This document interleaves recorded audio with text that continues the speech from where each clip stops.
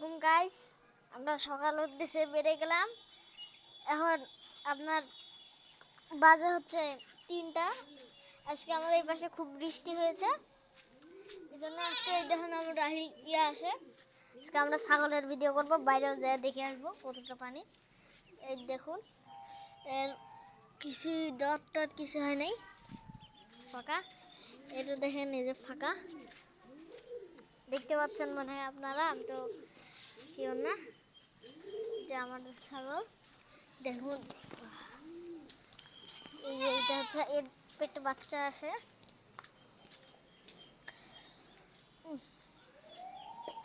এই যে এ কোনো ভয় পায় না, এদের পোষা।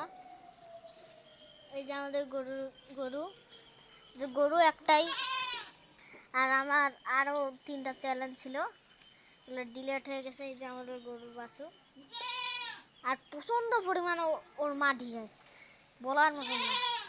আর এইটা দিয়ে রাখছে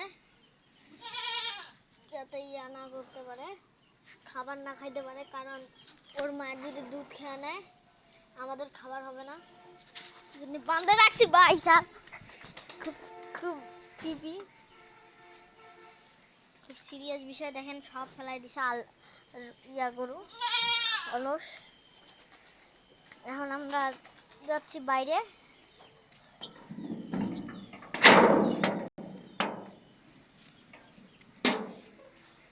আর আমাদের এই যে প্রচণ্ড কুকুর বেড়ায়, এই জন্য ছাগল টাগল আমরা ছাড়ি না। ছাগল প্রচণ্ড পরিমাণ কুকুর বেড়ায়, একটু লাঠি ছাড়া হাঁটা যায় না। ওই দেখুন আমাদের কাক, এটা কাক আপনারা ভাবছেন মনে হয় আমার পোষা, কিন্তু তাই না। এই জায়গায় সবসময় ইয়া পায়, খাবার টাবার পায়, ময়লা আমাদের হাড্ডি টাড্ডি খেয়ে নেয়, এই জন্যে ও ইয়া করে থাকে, বেড়ায় ঘুরে। ও কোনো ভয় পায় না। কোনো সময় আমি আবার খাওয়া দিই, কিন্তু আমি কাক তো কালো না, আমার অত পছন্দও না। কিন্তু গাইস, বাইরে যাওয়া যাবে না, আর আমাদের এই জায়গায় খুব চোর বেড়ায়।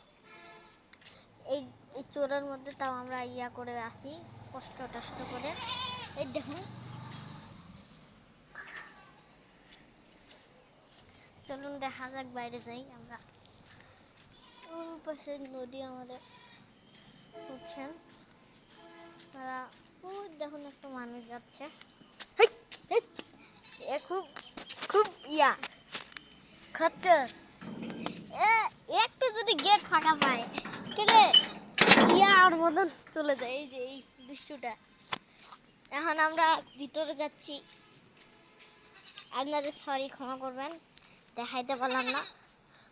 নেক্সট পার্টে দেখাবো যারা।